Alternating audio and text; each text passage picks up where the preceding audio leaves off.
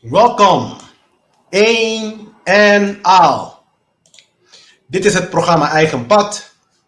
Deze show bespreekt de onderwerpen van het menselijke bewustzijn, moraliteit, manipulatie, natuurwetten, het occulte en alle kwesties die de vrijheid van de mensen op aarde beïnvloeden.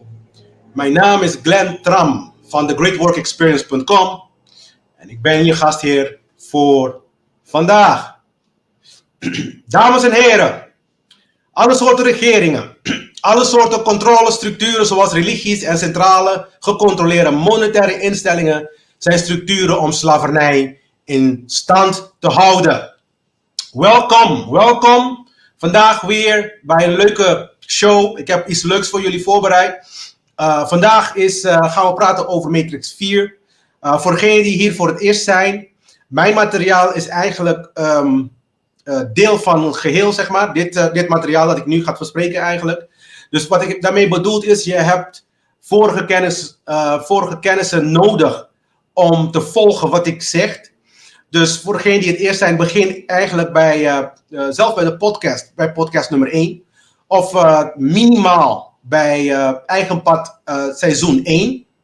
Daar ga ik ook heel rustig over. Dus de basisconcepten. We zijn nog steeds met basisconcepten trouwens, mensen, maar we zijn even verder.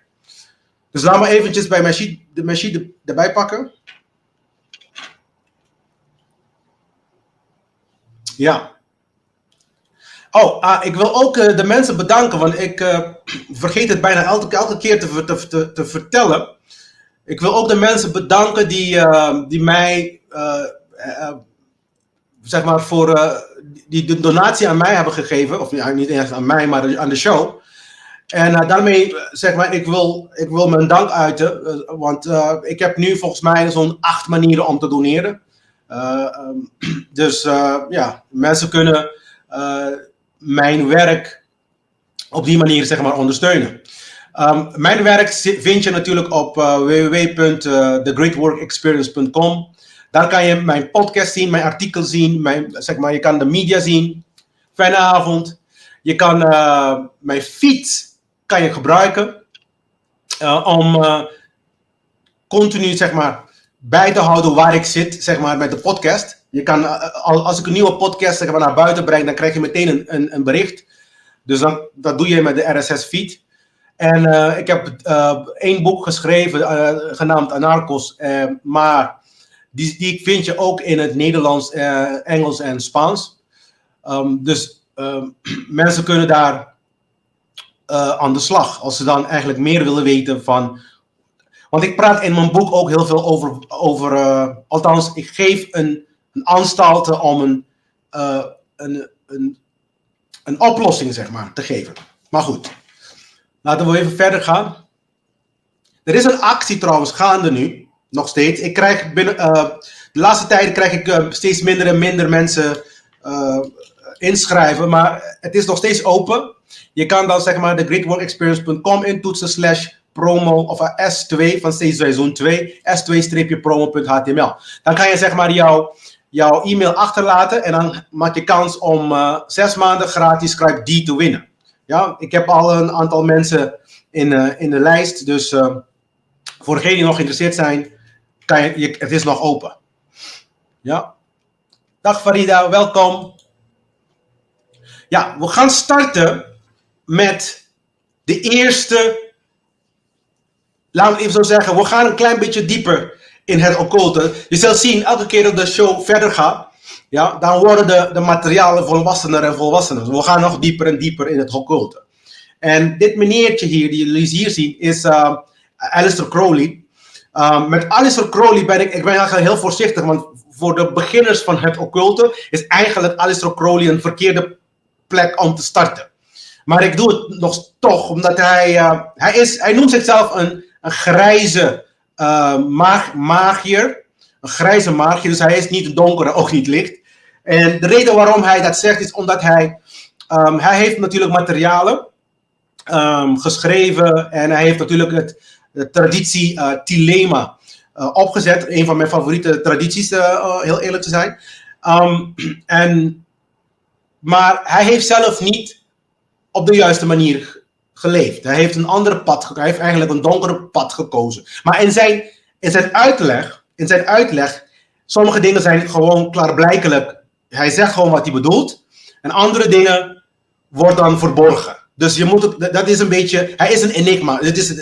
Bij hem kan je het woord enigma heel goed gebruiken. Bij Crowley. Ja? Dus, maar hij is een van de zware jongens, laten we het even zo zeggen. Dus als je een beetje gevorderd bent in het occulte, dan kan je Crowley zeker weten. Maar je moet wel gevorderd zijn. Want voor de beginners niet. Maar ik hou van wat hij heeft geschreven in Liber CL. Liber is een ander woord voor boek. Het is in het Latijns. Voor de mensen die Papiamento spreken, dan klinkt het heel want Liber betekent vrijheid. Maar Liber betekent ook boek. Zo zie je hoe ze dan de woorden gebruiken. Want dan koppelen ze dan zeg maar Liber, dat zeg maar boek, met vrijheid. Dus eigenlijk mensen die geïnformeerd zijn, mensen die kennis hebben, kennis opdoen. Maar behoorlijke kennis opdoen. Niet alleen maar 1 boekje lezen of 2 boekjes lezen over een onderwerp en dan weet je alles. Nee, je bent helemaal ingepeperd met het materiaal. Daar komt vrijheid vandaan. Dat is eigenlijk basically wat de meesters van vroeger ons altijd communiceren. Maar wat hij zegt is, het is van vrijheid dat ik u eerst wil schrijven. Tenzij u dat niet bent, vrij om te handelen, u kunt niet handelen. Toch moet alle 4, dus licht, liefde, leven en vrijheid, dat heeft hij over in het eerdere stuk in het boek. Ja? Toch moet alle 4, licht, liefde en leven en vrijheid, de gave van de wet tot op zekere hoogte worden uitgeoefend. Aangezien deze 4 één zijn. Maar voor de aspirant die tot de meester komt, vrijheid is de eerste behoefte. Oké? Dus de grote keten van alle ketens is onwetendheid. Hoe zal een mens vrij zijn om te handelen als hij zijn eigen doel niet kent? Daar komt het om. Wat is jouw doel? Want de 4e film, zoals je zo direct gaat leren, gaat over je doel. Je moet daarom allereerst ontdekken welke ster van alle sterren je bent. Je relatie tot de andere sterren om je heen en je relatie, een momentje, tot en identiteit met het geheel. Dus ik denk dat dit vrijwel direct is en vrijwel duidelijk is. Dat is iets van Crowley. Op de ene moment is hij heel mysterieus en op het andere moment is het gewoon heel duidelijk. Dus hier gaat het eigenlijk om, wat is je doel? Maar het eerste wat je moet hebben is, je moet zorgen dat je begrijpt, ja, sorry voor dat mensen, het is altijd zo. Als ik lessen heb, dan komt er alles soort geluid daarachter. Maar je moet eigenlijk eerst tot het besef komen dat vrijheid de eerste stap is. En daarna ook vervolgens vragen van, wat is mijn doel? Wat ben ik hier eigenlijk om te gaan doen? Wat moet ik doen? Wat moet ik gaan vervullen? Ja, dus nou goed. Nou, ik wil ook even praten over de leerbaarheid van het hele verhaal. Van mensen die heel rigide twijfels hebben of naïef zijn of goedgelovig zijn, zou ik zeggen, ja, zoek iets anders om te doen nu. Want, maar je moet open zijn, open geest houden. En ja, je kan gezonde twijfels hebben, maar vooral niet geloven wat ik zeg, ga zelf zoeken. Ik geef je alleen maar een aanstal, een duwtje. Ja, ik geef je gewoon een start. Dat is het hele idee. Dus we zijn eigenlijk best wel ver gekomen. We zijn nu in deel 4 van het hele seizoen. Want ik heb het in 4 delen verdeeld. We hebben eerst gesproken over wat de Matrix is. Waarom zijn we in de Matrix? Hoe komen we uit de Matrix? Hebben we de vorige deel gehad. We hebben ook gesproken met wat betekent ontwaakt zijn. En we hebben ook met Maria gesproken. Heel interessant allemaal. En dit is deel 4. Dat gaan we starten. Deel 4 die gaat uit 4 afleveringen. Dus dit is dan de eerste van de 4. Ja, we gaan vandaag praten over wat is je doel? Wie ben je en wat is je doel? Deel 1. En dan volgende week gaan we deel 2 erover hebben. Want de film is zelfs ook lang. Volgens mij is het anderhalf uur ongeveer. En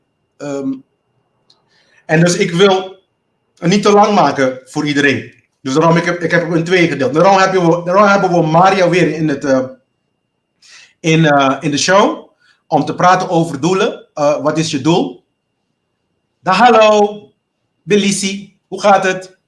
En dan gaan we praten. Als het goed is ga ik Nikki uitnodigen in de show. Om te praten over de echte evolutie. Ja, dus dat is ook heel interessant. Gaan we even kijken. Dit zijn de 4 films, mensen.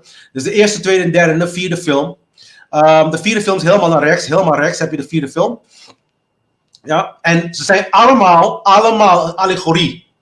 Ja, en het is ik zou zelf zeggen, een christelijke allegorie. Het hoeft niet per se bijbelse allegorie te zijn, maar het is wel een referentie naar de Christusfiguur. Iemand die in staat is en bereid is om zichzelf te offeren voor andere mensen. Dat is dan zeg maar dat is dan een Christusfiguur. Wat is een allegorie uit Vandalen? Een verhaal, gedicht of afbeelding die kan worden geïnterpreteerd om een verborgen betekenis te onthullen. Meestal een morele of een politieke. Laat me je vertellen, het is allebei. Ik heb dit ook al even eerder over gehad. Het is allebei. Het is een politieke, maar ook een verborgen informatie. We hebben gehad over wat is de matrix. We zijn erachter gekomen dat de matrix is controle van gedachten. Dat hebben we dan ook besproken. Waarom zijn we in de matrix? Omdat de mensen niet in staat zijn om causaliteit te begrijpen. Ze begrijpen niet dat hun acties nu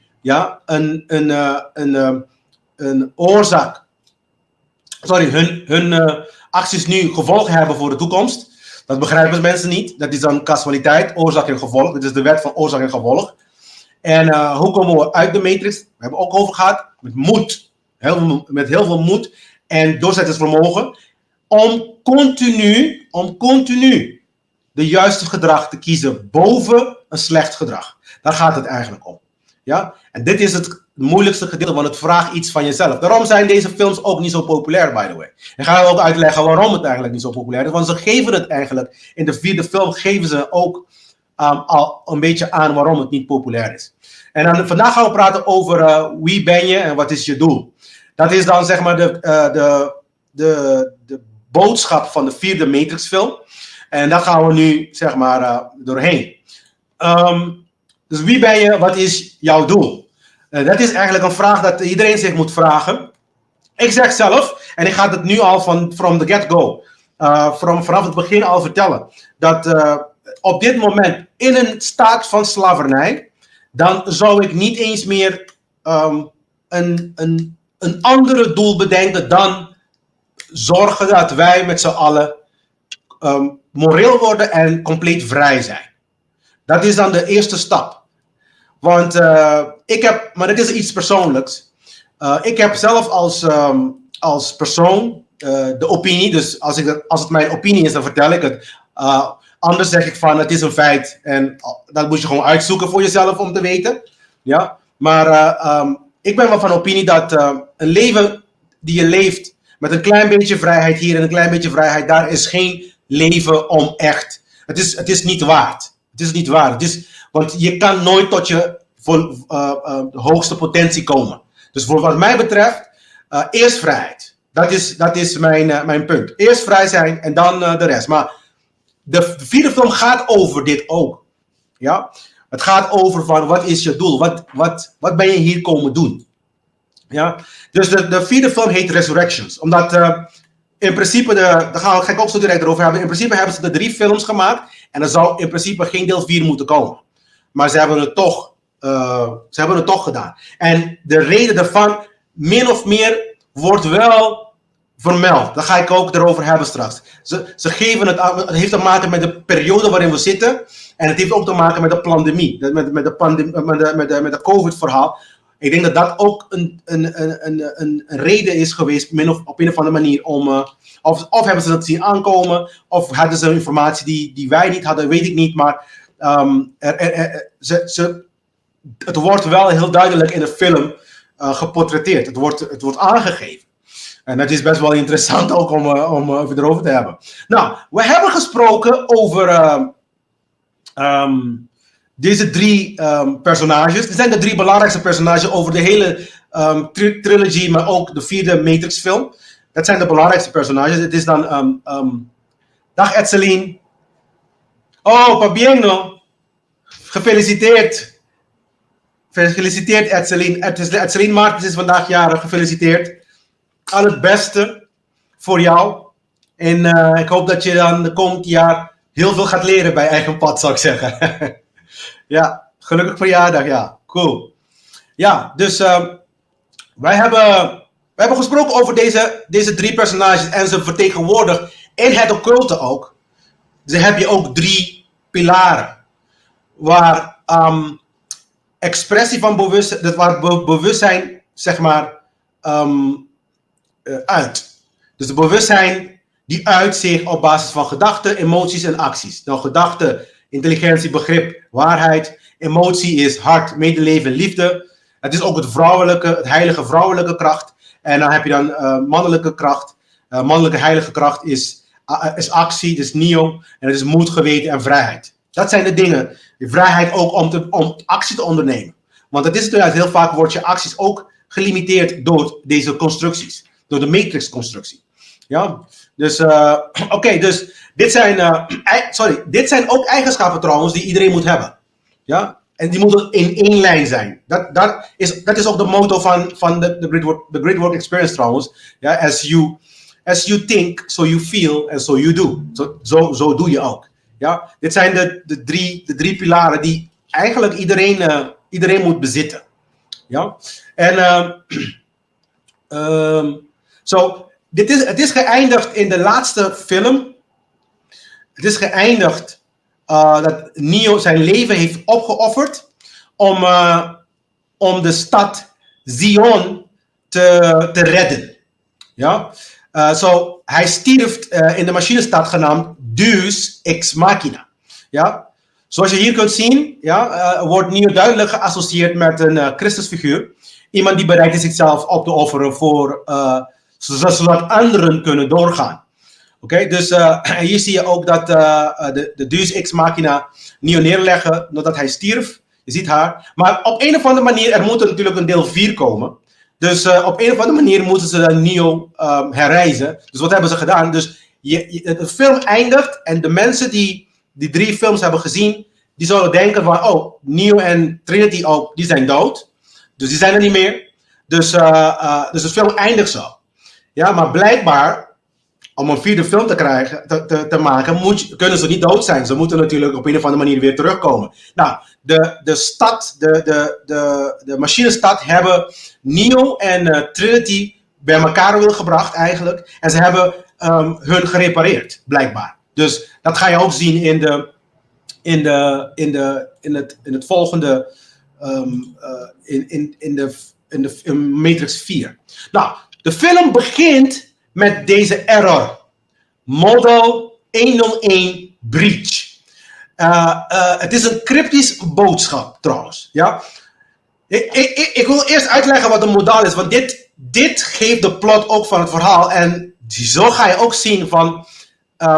dit zijn dingen die zo gewoon in onze echte leven gebeuren eigenlijk. Maar een modaal is in computertermen, in computerterminologie, is dat een scherm binnen een scherm. Ik zie het zelf als een tesseract. Een tesseract is eigenlijk een kubus binnen een kubus. Dus als je een kubus hebt, een kubus kan in het occulte betekent een kubus orde, maar het tegenovergestelde daarvan is chaos. Dus de black box meestal betekent chaos. Oké? Dus, en het is een kubus binnen een kubus, dus dat betekent dat het is een simulatie binnen een simulatie. Ja? Dus ik zie dan de matrix die we nu hebben als een soort gevangenis eigenlijk, want het is een kubus.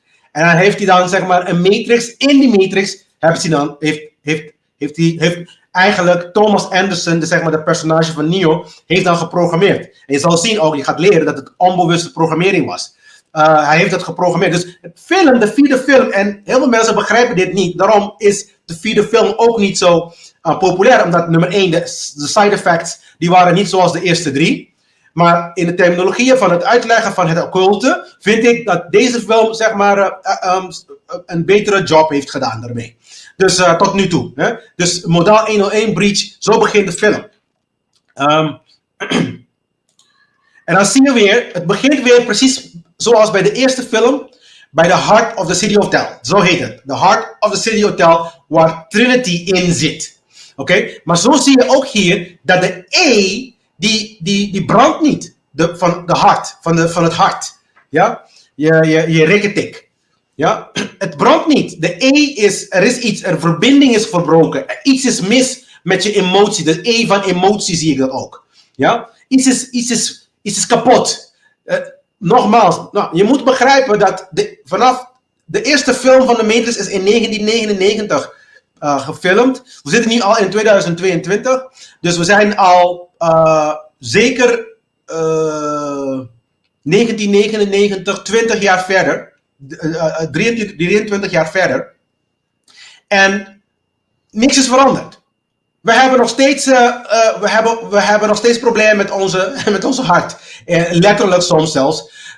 In terminologieën. Want een van de meest problematische medische aandoeningen van mensen in Nederland, maar ook, ik zou zelfs durven te wedden, in de hele wereld, is hartfalen. Omdat dit letterlijk iets is die in de geest ook het probleem is. Daarom hebben mensen zoveel problemen daarmee ook. In het echt. Ja? Maar het begint weer daar. Het emotie. Het ontbreekt. Zorg ontbreekt. Daarom veranderen dingen niet ten goede trouwens. Ja, hier zie je Trinity. Maar hier zie je Trinity gevangen genomen worden. Het is een klein beetje... Dit is het modaal waar ik bedoel. De modaal is... dit speelt af in het modaal. Het speelt niet af in de echte Matrix. Dus dit is het plot van het hele vierde film. Moet je even begrijpen. Dus in de eerste film, in de echte Matrix, niet de echte wereld, maar de echte Matrix, Trinity die ontsnapt. Maar in deze modaal, Trinity wordt gevangen genomen. Dus door de nieuwe agent Smith. Want je zal zien ook, er komt een nieuwe agent Smith daar. En hier zie je dan zeg maar Bugs. Dit is een nieuwe personage die geïntroduceerd wordt in de nieuwe in de nieuwe Matrix movie, in de Matrix nummer 4. Hier zie je Bugs en Zeke. Nou, allebei die hebben te maken met computertermen weer. Maar het is ook, beide namen komen perfect overeen en eigenlijk met wat ze in de film doen. Ja, want Bug, zij zegt zelf, het is Bug of Bugs van Bugs Bunny. Dat is een beetje een soort van twist in wat hij doet. Ja? In wat hij doet en een beetje twist in wat zijn naam betekent. Maar bugs in computerterminologie betekent een soort van... dit is eigenlijk een klein stukje software dat spioneert of probleem kan veroorzaken in een programma. Maar dat doet ze ook. Ze is nu aan het spioneren trouwens. Want ze is nu in de Matrix, is hij dan in de modaal gaan hacken. En gaan kijken wat er allemaal aan de hand is. En dan ziet hij dat Trinity in gevangen genomen wordt. En dan zegt hij van, hé, maar dit behoort niet zo te lopen. Dit is niet goed. En Zeke is eigenlijk de operator van de schip. Van de hovership. Dat is dan zeg maar de zweefschip. En Zeke betekent Zeke in de terminologie van zoeken. Die is ook iemand die, zijn taak is ook om snel dingen te zoeken en naar voren brengen. Dus hun namen die vertelt ook wat ze daadwerkelijk doen. Ja, dus ik ga jou een beetje vertellen zodat je begrijpt waar we naartoe gaan. En dat begrijpt ook hoe de film zeg maar verloopt. Ja. Terwijl ze aan het praten waren, en dit is iets heel interessant om te begrijpen. Want terwijl ze aan het praten waren, begonnen agenten van de Matrix hier aan te vallen. Dit is een thema die ook continu keer op keer naar voren komt. Ja, op het moment dat er bepaalde vooruitgang geboekt wordt, als de mensheid in totaliteit, maar ook als individu, dan krijg je altijd agenten van het systeem, die komen altijd aanvallen. Die komen altijd lastigvallen, zeg ik altijd. Ja, dus en dan op een gegeven moment gaat Bugs dan ontsnappen. Maar hier zie je, ik heb het een beetje ingezoomd, zodat je kan zien, want het gaat zo snel en het is ook heel donker. Ja? Maar als je daar goed kijkt, voor je in het rood staat Sabor a Mierda. Ja, voor de Spaanstaligen tussen ons, iedereen begrijpt wat Sabor a Mierda betekent. Maar voor degene die het niet begrijpt, in het Nederlands betekent dit smaakt naar stront.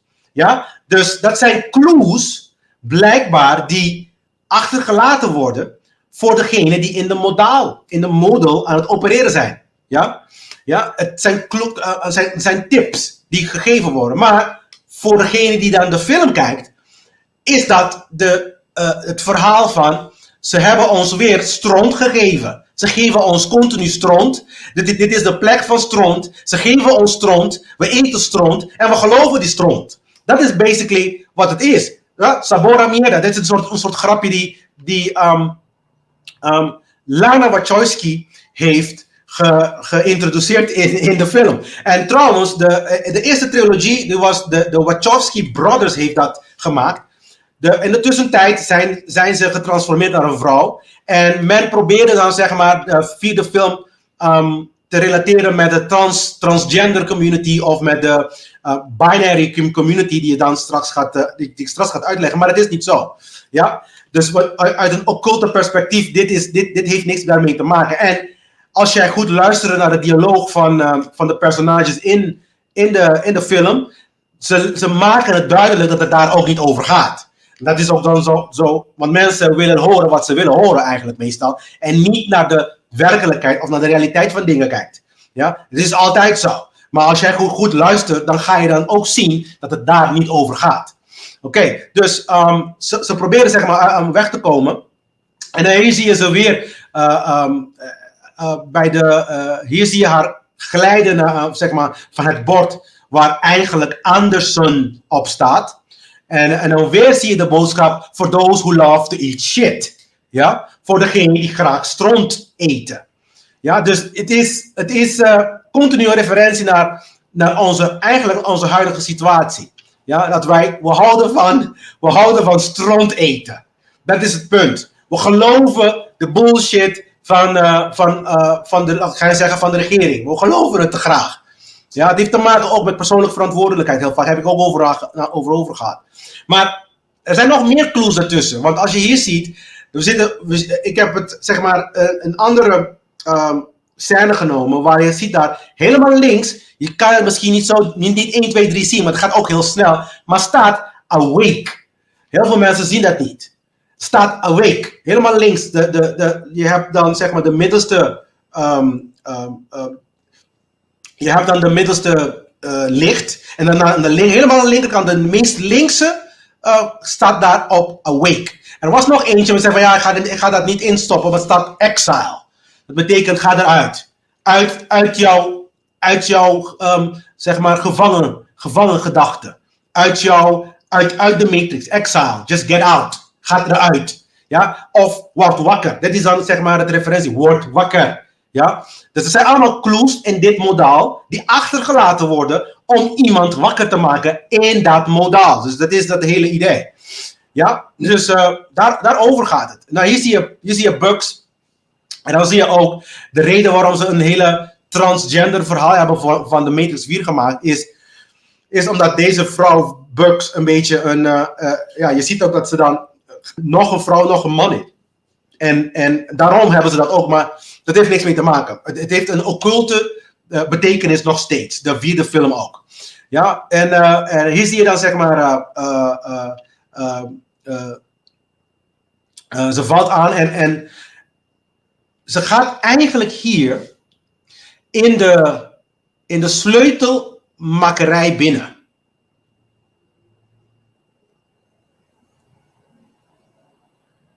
Ik begrijp die vraag niet, Eva. Waarom?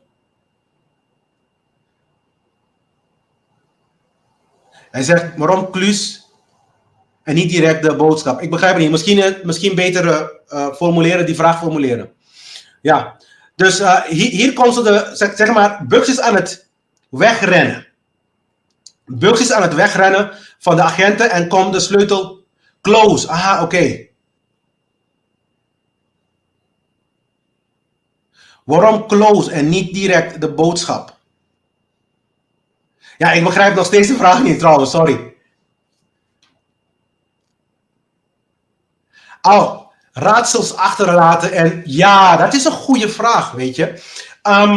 Nu begrijp ik jouw vraag. Eva zegt van, waarom eigenlijk laten ze raadsels achter in plaats van direct de boodschap vertellen? Dat is een goede vraag. Dit heeft te maken met lightworkers. Daarom zeg ik ben meer een die-occult. Ik kom en ik vertel het direct. De lichtwerkers die doen dit heel vaak, en vooral in Hollywood. Maar ook andersom. De donkere occultisten doen ook andersom, ook in Hollywood.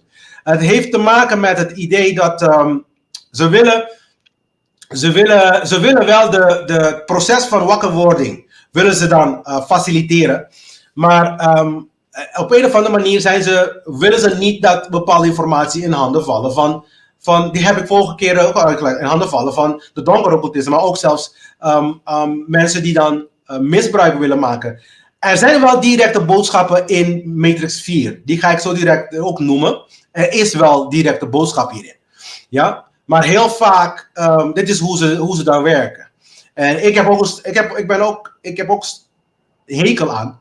Maar het is nou wat het is. Dit is hoe ze het doen. Dus ik breng het gewoon duidelijk naar voren. Maar hun besluiten het op deze manier te doen.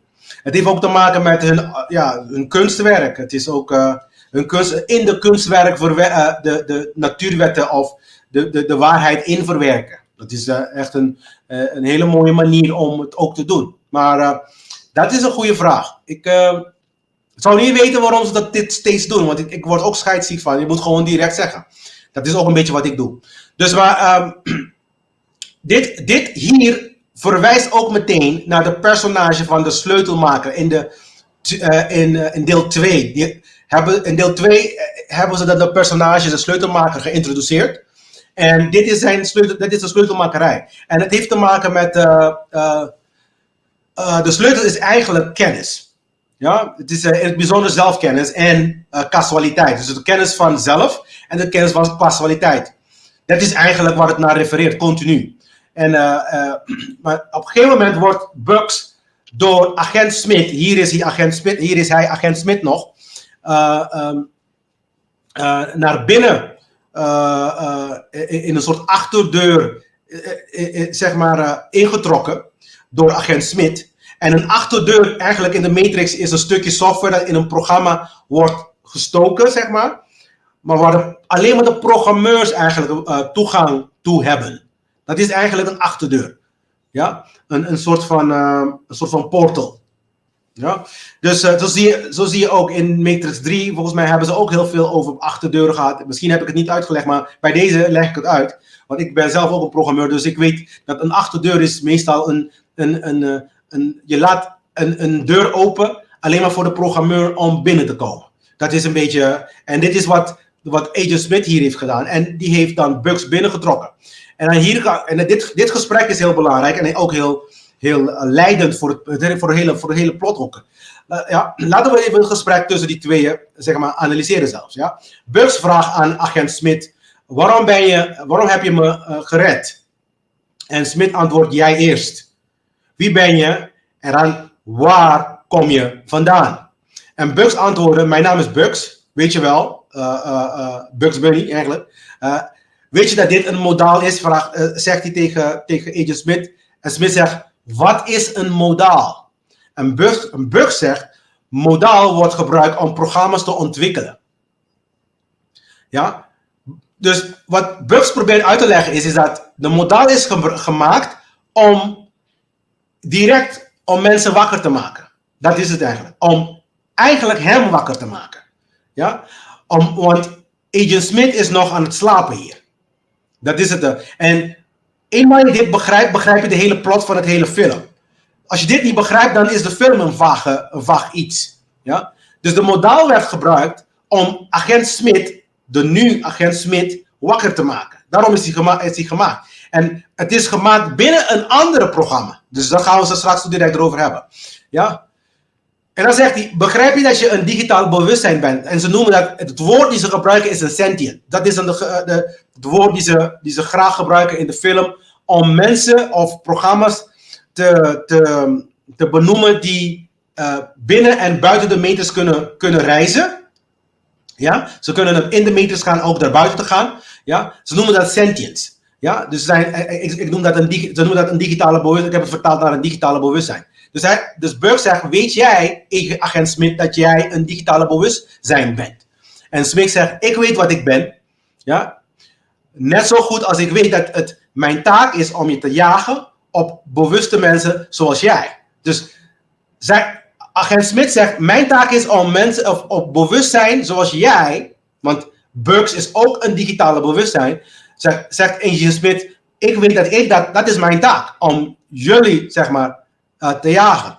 Maar dan zegt agent Smith, maar toch zijn we hier. En dan Bugs vraagt dan, weten de andere agenten niets van deze kamer? En agent Smith knikte van, nou nee. Ja, dus dan zegt Bugs van, hoe heb je het gevonden? En dan agent Smith die antwoordde, er is nooit iemand in de sleutelwinkel geweest. Dus ik begon te zoeken. En dan Bugs antwoordde, en dit is dan de sleutel. Dit is echt een occulte referentie naar een occulte gezegde. Hoe meer je zoekt, hoe meer je vindt. Dat is een verwijzing naar kennis. Ja? Zij is eigenlijk Bugs die het witte konijn, dus zeg maar in het eerste film zag je dat witte konijn op de schouder van het vrouwtje. Bugs is eigenlijk de witte konijn op haar arm. Dat verwijst ook naar de konijnenhol natuurlijk. Ja? Ja? Daarom zeg ik altijd, je moet altijd een open geest houden. Want hoe meer je zoekt, hoe meer je zoekt naar de waarheid, hoe meer de universum zichzelf naar jou zal openbaren. Dat is een verwijzing daar. Hoe meer je zoekt, hoe meer je vindt. Ja? Dus op een gegeven moment vinden ze natuurlijk dit is natuurlijk de kamer van Thomas Anderson van de eerste film. Dan zie je daar ook metacortex staan. Meta boven is boven. Metacortex. Cortex in die zin van neocortex. Neo zelf die verwijst naar de cortex. Het is een beetje een alchemische, zeg maar, ze spelen een beetje met die woorden daar. Maar meta betekent boven cortex, dus waarschijnlijk ook verwijzend naar bovenmenselijke bewustzijn. Dat is een beetje, dus eigenlijk we zijn God. Dat is een beetje wat het allemaal naar verwijst. Maar we gaan nu dit is een heel belangrijk gesprek, want het gesprek gaat verder. Want Bugs zegt, ik ken deze kamer, dit is zijn appartement. En dan beantwoordt Agent Smith in dit geval, je bedoelt Thomas Anderson? Ik heb overal gezocht, hij bestaat niet. Bugs zegt, hij is al lang geen Thomas Anderson meer, maar misschien ken je hem bij zijn echte naam, Neo. Ja? En dan vervolgt Bugs, op het moment dat ik hem zag, ontgrendelde iets in mijn geest. Dat zegt Bugs tegen agent Smith. Dat Neo, op het moment dat hij Neo zag, dat Neo zijn bewustzijn heeft ontgrendeld. Ja? Dus er wordt dus gesproken over het Christus bewustzijn, die besmettelijk is. Dus op het moment dat je dan in de nabij zijn van mensen die echt begrijpen hoe dingen werken, ja? Het is eigenlijk contagious. Het is besmettelijk. Ja? Dat is een verwijzing daarna. Dus Bugs alleen, hij zag Neo en dan iets begint in hem te ontrafelen. Zij begint te begrijpen wat het allemaal omging. Ja? En vervolgens we kunnen het niet zien, maar we zitten allemaal op een of andere manier vast in een herhalende lus. Ja, ik zag het in de spiegel. Dit verwijst naar, want Bugs zegt, ik zag het in de spiegel. Dus Bugs zag de loop, de lussen in de spiegel, de lussen van de matrix in de spiegel. Dus wanneer de matrix begint zich te openbaren, omdat zij begint wakker te worden, begint ze hetzelfde te zien, continu, keer op keer, op een andere manier wel, maar keer op keer op dezelfde manier naar voren komen. Ze begint dan zeg maar de loop te vinden, te zien. Ja? Dit verwijst ook naar de schaduwwerk, want ze staat in de spiegel. Dus een spiegel, dat is wat ik zeg altijd, een spiegel houden voor jezelf. Ja, schaduwwerk doen, niet tegen jezelf liegen dus. Ja? Kijk eerst in de spiegel, als je echt wilt begrijpen wat er aan de hand is. Dat is het eigenlijk. En dan zegt Smith, voor de eerst kende ik mijn echte doel. Kijk, right from the bat, zoals ik het zeg. Helemaal vanaf het begin vertellen ze al waarover de film gaat. Smith zegt dus de huidige Smith-figuur hier. Ik ga je zo vertellen waarom ik het de huidige Smith-figuur noem. Want het is een beetje een ding. Maar eenmaal je begrijpt, dan is dat allemaal duidelijk.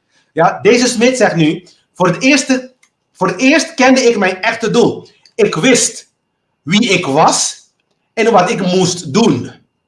Ja? En dan hier is het hart van de filosofie van de film. Ja? Wie ben jij en wat is je doel? Ja? Het resurrection gedeelte ook, aspect ervan is, wat is er in jezelf, wat moet er gebeuren, wat moet er opgewekt worden in jezelf? Dat is dan het resurrection aspect van deze film. De ontwaking aspect van deze film. Het wakker worden. Ja? Resurrection, het opstanding kan je zeggen, van deze film. Wat moet dan opnieuw, iets wat dood is in je, die weer naar boven moet komen, die weer moet opstaan. Ja? Wat ben je en wat is je doel? Ja? En dan Buck zegt, wie ben je? Wat is je doel? En dan Smith verantwoordde, ik ben Morpheus. Ja? Dus nu zie je, het is geen agent Smith, het is Morpheus. Hij is nu wakker geworden. Hij zegt, ik ben Morpheus en ik moet Neo vinden. Ja? Neo verwijst natuurlijk naar het Christusbewustzijn. Dus ze vertellen je from the bat waarover het schil gaat. Dat wij eigenlijk, niet vergeten, Morpheus verwijst naar gedachten, intellect, waarheid. Ja? Dus ze zeggen al, wat is eigenlijk onze natuur? Wie zijn wij in het echt? Ik heb het in mijn boek verwezen naar, we zijn intellecten met een ziel. Dat is precies wat ze ook hier zeggen eigenlijk. We zijn intellect, ja, en we zijn hier op dit moment, in de conditie waar we zitten, sowieso. De enige doel die we kunnen hebben, is om Christus bewustzijn te bereiken. Dat is ons doel. Dus wij als mensen, allemaal moeten dit Christusbewustzijn bereiken. En ik begrijp het heel goed wat dat betekent. Maar eigenlijk als mensen me horen, als je hoort dat 7 miljard mensen de Christusbewustzijn moeten worden, dus ze moeten Christus worden, je moet eigenlijk achter je stoel vallen. Je moet gewoon het moet zo'n impact hebben in jouw gedachtegang, dat je zegt van wauw. Ja, maar we zijn nog niet daar. Daarom is het voor heel veel mensen is het nog steeds, ja. Ik zeg altijd, verandering komt pas als mensen beginnen te begrijpen. Dus ik tracht alleen maar om mensen dingen uit te leggen zodat ze kunnen begrijpen. Want dat brengt verandering. Dat is het doel. Om positieve verandering te zijn voor de rest van de wereld. Ja? Dus ik ben Morpheus. En ik moet Neo vinden. En dan Buck zegt, Morpheus, oh mijn God, ik moet je hier weg zien te krijgen. Dus nu begint het hele verhaal zeg maar weer een beetje in een versnelling te komen. Want nu zie je ook, Bucks die begint again. Dit is de beroemde rode en blauwe pil. Ja? De rode pil staat natuurlijk voor waarheid. En de blauwe pil staat voor de afwijzing van de waarheid. Dus illusie, daar staat de blauwe pil voor. Ja? Dus dat heeft Bucks dan zeg maar aan Morpheus. Want ze is dan geen Agent Smith. Hij is Morpheus. Heeft hij dan zeg maar die pilletjes gegeven. Om een keuze te maken. Hij zegt van... Bucks zegt, kom met me mee. Maar je moet echt klaar zijn. Maar als je er niet klaar voor bent, dan geeft hij dan zeg maar de blauwe pil. Ja? Morpheus antwoordde, en dit is heel cruciaal. Noem je dit een keuze? Dit is een verwijzing naar de Hegeliaanse dialectiek. Ja? Zijn 2 valse keuzes. Het heeft te maken met rechts zijn in de politiek of links zijn in het politiek. Of ben je pro-transgender of tegen transgender? Pro-gay tegen gay? Pro-vaccin tegen vaccin? Pro-veganisme tegen veganisme? Er zijn zoveel dingen die ze dan de Hegeliaanse dialectiek gebruiken om mensen zeg maar... want uiteindelijk, wat is er dan het typisch van een Hegeliaanse dialectiek is, op het moment dat je een keuze maakt, de antwoord is hetzelfde. Ja? Als je links of rechts kiest in een regering, de antwoord is slavernij. Dus dat is een matter. Ja? Als je je baas een democratische of een republikein bent, dat is een matter. Ja? Dus dit is echt, en dit zie je keer op keer in de film. Dat zie je keer op keer. Deze Hegeliaanse dialectiek. Ja? Dit is het idee van de valse keuze. Dit is ook het belangrijkste van het onderdeel van de dialoog trouwens. Hè? Iedereen die een slechte analyse... En dit is het punt, hè? Dit is waar ik naartoe wil gaan. Iedereen die een slechte analyse hebben gedaan over de film... Ja, probeert in dit deel vol te houden dat het een verwijzing is naar de binaire groep. Want het is natuurlijk... je moet of de een of de andere kiezen. Ja? Want je hebt natuurlijk die mensen van de LGBTQ community... Die heeft dat hierover... Eentje daarvan is binair, dat je dan nog een man, nog een vrouw voelt. En dat is dit verhaal. Dit is een van de scènes die zeggen, het gaat over het transgender. Ja? Maar dat is het niet, want als je hoort wat Bugs zelf zegt, dan begrijp je dat het niet erover gaat. Want Bugs zegt eerlijk gezegd, want Bugs heeft die 2 antwoorden gegeven aan Morpheus. En dan zegt Bugs eerlijk gezegd, toen iemand me deze keuze aanbood, ging ik op hen af over de binaire opvattingen van de wereld. Ja? En zei dat ik op geen enkele manier zo'n symbolische vermindering van mijn leven zal accepteren. En de vrouw lachte me uit. Dus de vrouw die Bugs deze twee keuzes heeft gegeven. Die lachte uit en zei dat het daar niet om gaat. Maar Bugs zei het zo snel dat mensen hebben het niet gehoord en mensen horen wat ze willen horen. Het gaat niet daarover de binaire opvattingen van de wereld. Dus Bugs zegt, zelf miste ik het punt. Sorry voor dat, mensen. Dat is echt iets voor dat is echt iets voor nu weer. Ja? Dus Morpheus vroeg, wat voor punt? Dat vroeg Morpheus, wat voor punt? Bugs antwoordde dat de keuze een illusie is. Want iedereen die een beetje een verstand heeft, die zal altijd de waarheid kiezen. Die zal niet zeggen van ja, ik ga blijven in de illusie. Dus de keuze die ze hier voorstellen, het is niet eens een keuze. Ja? Het is natuurlijk dat je de waarheid moet weten. Dus het is obviously. Ja? Dus het gaat dus over illusionaire keuzes. En natuurlijk, Morpheus zegt, dat is waar. Ja? Dus hij pakte dan zeg maar de rode, en het is ook zo mooi, want het rood betekent waar. En hij zegt op dat moment ook, dat is waar, en hij pakte dat. Dus hij pakte de waarheid. Het is eigenlijk ook een verwijzing aan. Ja? Dus de rode pil vertegenwoordigt de waarheid.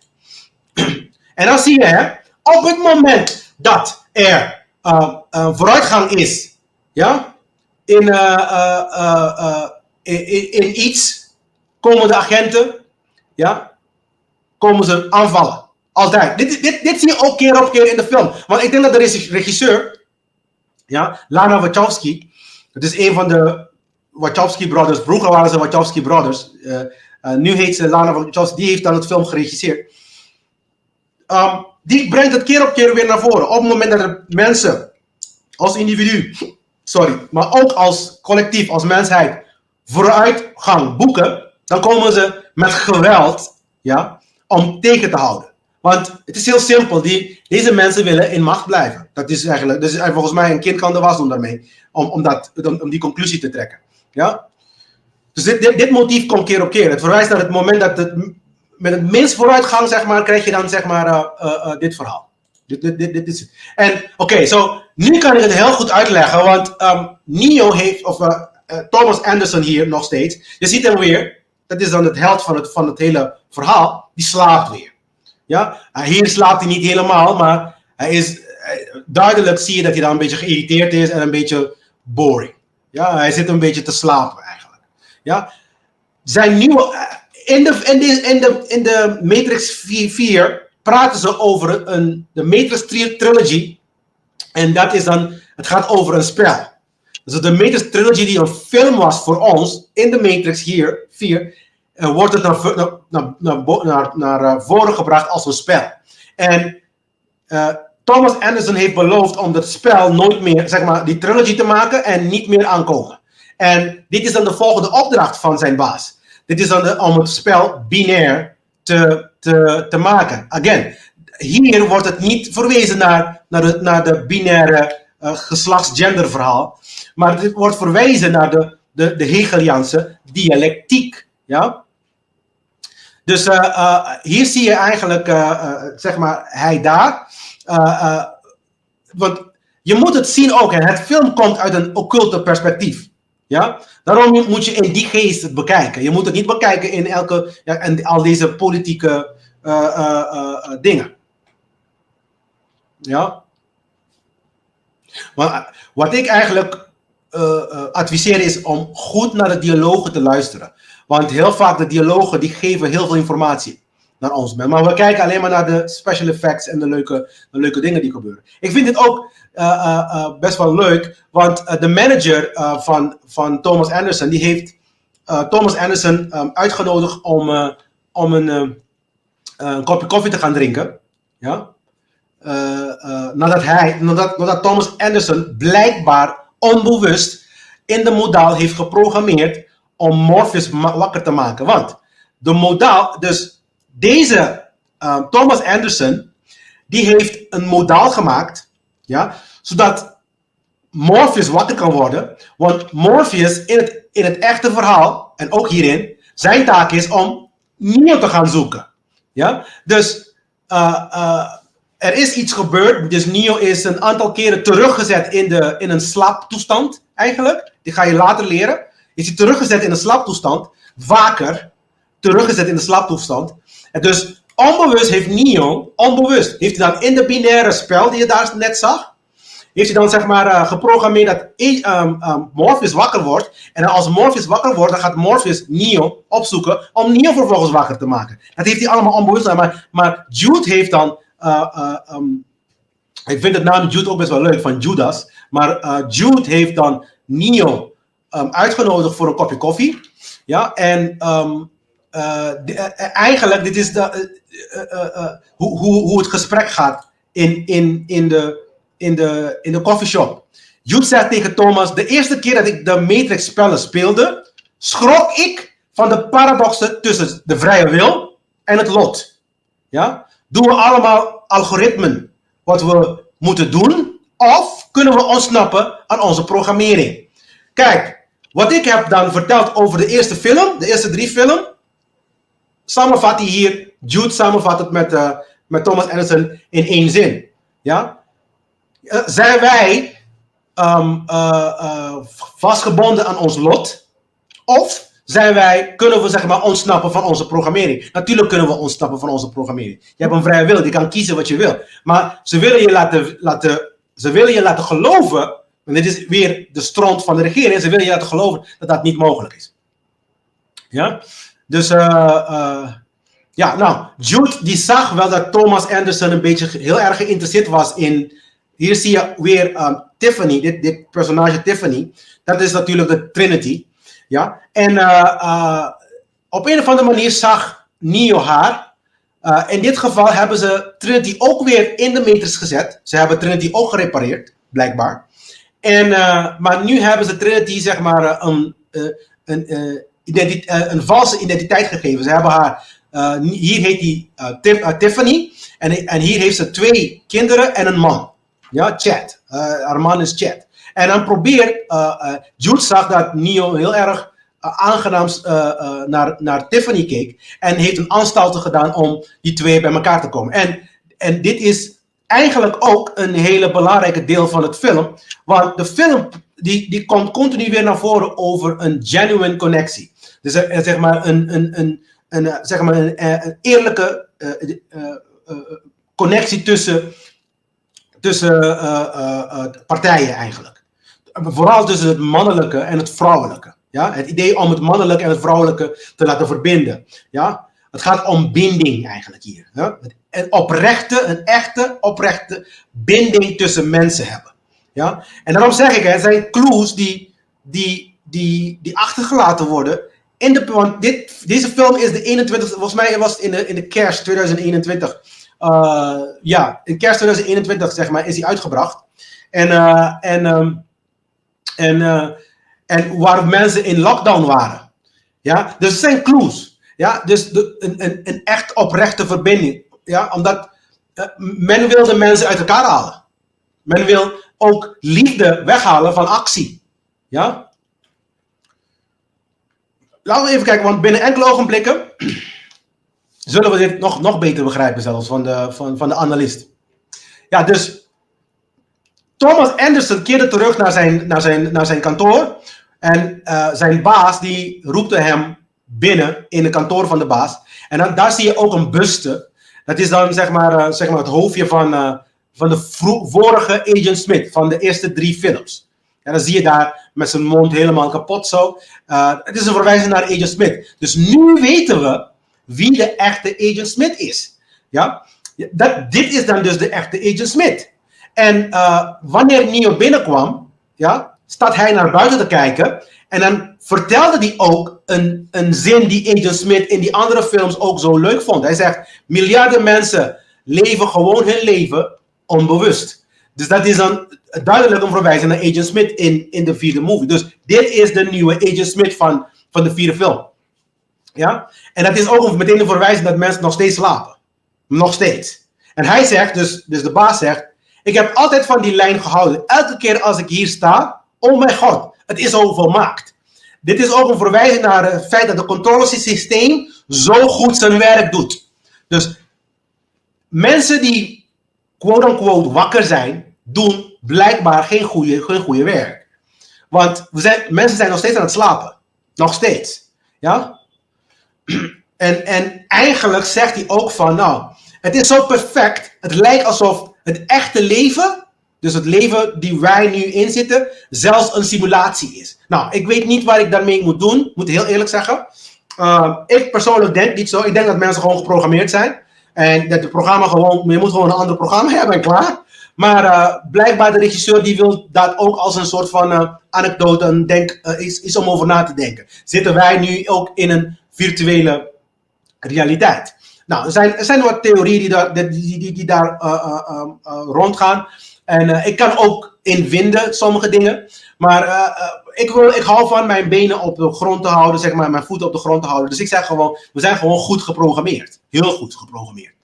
Ja.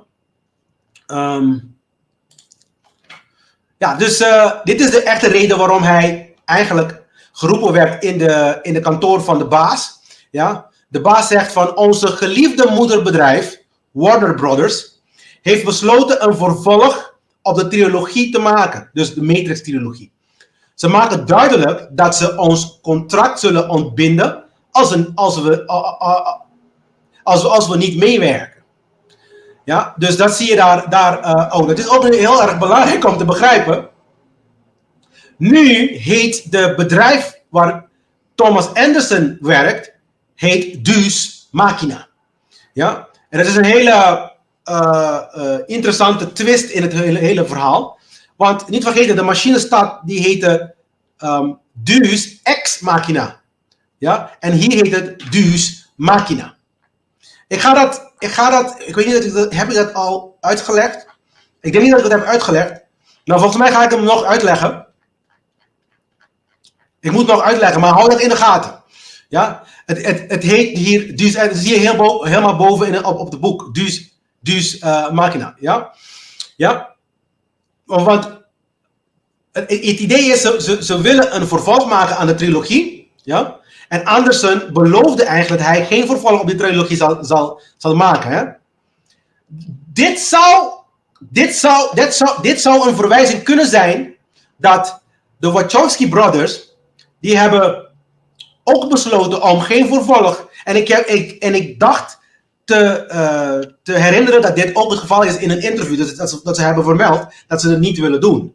Ja, maar hier verwijzen ze waarschijnlijk naar de reden waarom ze toch een vervolg hebben gemaakt. En ik denk ook waarom alleen maar Lana het heeft geregisseerd en Lily het niet heeft gedaan.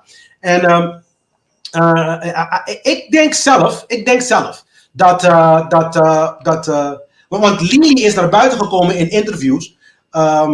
En die gaf zijn input over wat de film waarschijnlijk over zou kunnen gaan. Lily die heeft het natuurlijk ook over de transverhaal een beetje. Maar ik denk dat zij naast zit.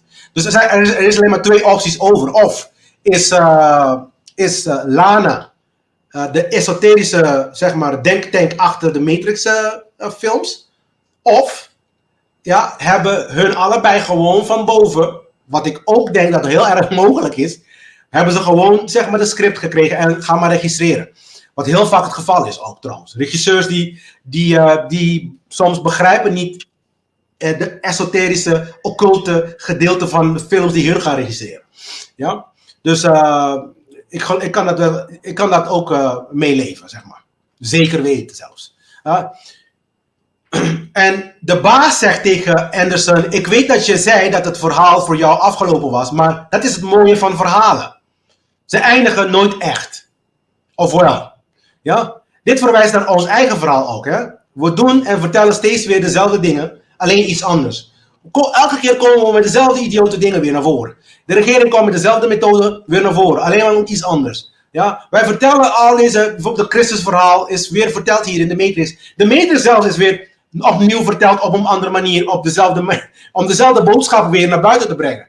Ja? Dus daar verwijst dit naartoe. Dus we kunnen wel elke keer weer vertellen tegen jou van luister, dat is slavernij, dat is slavernij. Maar op een gegeven moment moet je wel wakker worden, zeg maar. En geloof me, wij doen nu een heel slecht ons werk.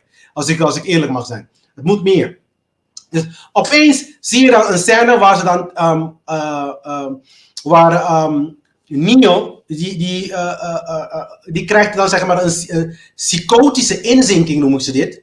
Ja? En begint rare dingen te zien. En dan zie je dat de baas zijn smoel zeg maar dichtgemaakt wordt. Net als in de eerste film.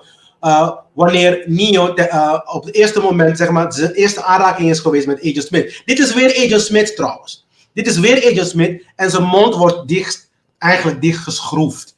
Ja? Dit is ook weer een motief die je continu ziet in het verhaal. Ja? Dat onze vrijheid van meningsuiting misschien zelfs, of onze vrijheid om dingen te vertellen, want we worden continu gecensureerd.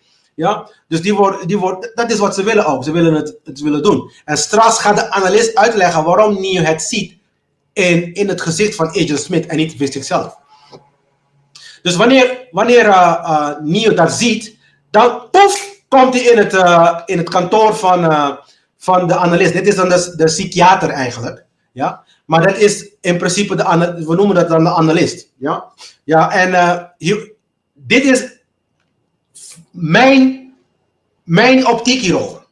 Dit is de belangrijkste personage van de film. We horen waarheden continu uit de mond van de slechterik. En dat vind ik ook zo grappig van dit verhaal. Uit de mond van de slechterik is altijd, krijg je het meeste waarheid ook te weten.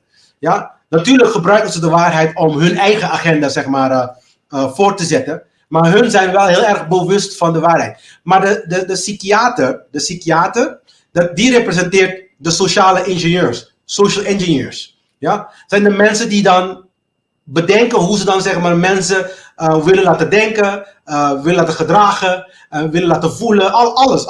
Alle drie aspecten van de echte mensen, van de echte mensheid, die beïnvloeden ze op zodanig manier dat ze precies doen wat ze willen, en precies denken wat ze willen en precies handelen zoals ze willen. Of niet, of helemaal niet handelen. Ja? Dat noemen we dan de social engineers van deze wereld. Ja? Dat zijn de duistere occultisten. Dit zijn meester-psychologen. En het wordt hier geportretteerd heel mooi als een psycholoog. Als een psychiater. Iemand die komt en je vertelt zijn verhaal en dan gaan ze je mindfucken. Ze gaan je dan eigenlijk indoctrineren. Neo kreeg een psychotische inzinking en belandt in de film meteen bij deze meneer. Maar hij vroeg aan Thomas Anderson, wat voelde je op dat moment? Want Thomas Anderson die komt naar binnen en zegt, ja, ik heb al deze dingen gezien bij mijn baas. En toen vraagde de psychiater naar hem toe van, wat voelde je op dat moment? Toen je dan zeg maar met je baas aan het praten was. En Anderson antwoordde, ik heb het gevoel dat ik een zenuwinzinking had, opnieuw. Ja? Of ik leef in een computersimulatie die me opnieuw gevangen heeft genomen. Ja? Maar het doel van de analist hier is natuurlijk om hem een valse versie van de realiteit, van de werkelijkheid te geven. Dat is zijn doel. Dat is dan wat donkere occultisten doen. Ze geven je een valse versie van de werkelijkheid. Ja? Je kan ook zien, helemaal achterin, ik weet niet dat je dat kan zien, maar je ziet een vlinder. Ja? Dat noemen ze een monarchvlinder. Ik weet niet dat in het Nederlands ook monarch heet. Ik denk van wel. Monarchvlinder, achter hem, ja, helemaal achterin, is een duidelijk verwijzing naar een Monarch Mind Control programma. Ja? Zo zie je dat helemaal naar achteren. Ja? Het is een programma voor het mind control, obviously, van de mensen. Dus zijn taak, de analist, is om Neo in een mind control, om te manipuleren, een valse versie van de werkelijkheid te verkopen. Dat is de taak van de analist, van de psychiater. Ja.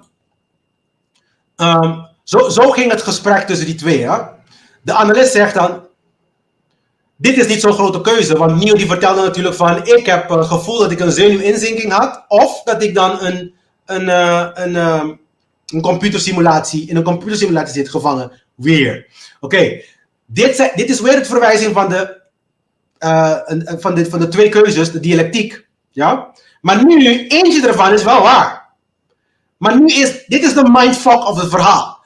Maar nu, wat zegt de analist? Oh, dat is niet zo'n grote keuze. Ja? Dus nu gebruikt de analist de uitleg van de Hegeliaanse dialectiek om nieuw te vertellen, ja, dat de keuzes die hij heeft voorgesteld naar hem toe niet echt een keuze is. Ja? Want een inzinking hebben of in een computersimulatie, ja, ik kan hiermee niks mee doen. Maar eentje daarvan is waar. Dus in principe, in het echt, ja, is dit geen Hegeliaans dialectiek. Maar het is een keuze tussen iets vals en een keuze is iets dat echt daadwerkelijk gebeurd is. Want Neo is weer in de computer gevangen genomen in de matrix. Oké? Dus dit is een goede voorbeeld hoe ze dan het verdraaien. Wanneer het daadwerkelijk zo is, verdraaien ze het. En dan wanneer het zeg maar een leugen is, brengen ze het naar voren. Ja, dus goed over nadenken. Het is een beetje een mindfuck verhaal hier. Ja? Dus de analist die vervolgt. Gisteren liep je een vergadering binnen met je zakenpartner, dus de baas. En hij viel je in een hinderlaag. Hij eiste een spel te maken. Je belooft dat je het nooit zult maken. En je geest vocht tegen eigenlijk. Je vocht terug. Je deed met hem wat hij jou aandeed. Dus zijn smoel dicht houden. Ja? Dus eigenlijk geeft hij nu Thomas Anderson ook een valse psychoanalyse aan. En de analist vervolgt. Ik geloof dat dit een gezonde zelfbescherming is. Wat nog belangrijker is, ik herinner me dat het voorheen moeilijk voor je was om zoiets te delen. Dat vertelt me hoe ver we zijn gekomen in onze sessies. Heb je aanvulling nodig op je receptie? En dan zegt Anderson ja. En wat is dan de receptie? Ja hoor, blauwe pilletje. Ja, dat is natuurlijk. Ja, zijn taak is natuurlijk om hem in een soort van fantasiewereld te houden. Dus hij geeft hem de blauwe pil. En in feite geeft hij hem behoorlijk wat blauwe pillen. Nou, ik heb een beetje de pilletje een beetje, zeg maar, wanneer de camera een beetje dichterbij was, heb ik een beetje vergroot. En dan kan je zien ook de apotheek waar hij het heeft gehaald. Ja, ik ga heel ver, mensen. Het is best wel interessant, want het zijn twee allegorieën die best wel interessant zijn. Want ten eerste, het komt van de Folly Bridge apotheek. Folly Bridge. Wat betekent het als je de waarheid niet accepteert dat het dwaasheid is? Ja? Het is een dwaas, want folly is dwaas. Ja? Dus Folly Bridge is de brug. En het laat me ook denken trouwens aan de eerste kaart van de tarot. Waar de dwaas dus, waar hij dan zeg maar gaat vallen, van de brug gaat vallen. Of van de berg valt. Ja, Folly Bridge, zeg maar. Hij loopt en hij valt. En ten tweede is de naam van de medicijn ontolofloxin. Ik weet niet of je het goed gaan kijken, goed gaan zien. Het is ontolofloxin. Ja? Het bestaat eigenlijk uit twee woorden. Ontolo, wat staat voor, het komt van het woord ontologie. Ja? Ja? Ontologie is eigenlijk een tak van filosofie die zich bezighoudt met de aard van de werkelijkheid. Ja? Dus dat is dan ontologie, dus ontolo. En dan floxin betekent echt vloeibaar, flexibel. Je kan zeggen vloeibaar, flexibel. Ja? Dus het verwijst naar het feit dat de Duitse occultisten willen dat de werkelijkheid stroomt. Ze willen dat de werkelijkheid flexibel is. Ja? Zodat hun kunnen maken van jouw wereld wat voor hun uitkomt. Ja? Het is hun voordeel die jij aan het creëren bent. Niet van jouzelf. Ja? Dus de werkelijkheid is niet flexibel. De werkelijkheid is objectief. Dit is ook een referentie trouwens aan solipsisme. Solipsisme, het idee dat wat ik denk dat dat de waarheid is. Wat ik dan in mijn hoofd maakt als waarheid, dat het is. Ja? Dat noemen ze solipsisme. Heel satanisch allemaal. Ja? En hier zie je hem opgesloten in de matrix. Hij kan het leven niet holistisch meer zien. Dus je ziet ook dat hij kan de dingen niet meer goed zien. Hij wordt dan een beetje... Dat is ook wat deze medicijnen... Trouwens, ik heb ook een hele podcast over medicijnen gehad. Hier gaat het eigenlijk over ook. Ze houden je in een staat van duizeligheid. Je bent continu... Je kan niet schoon denken. Het is zoveel ruis creëren dan in je hoofd.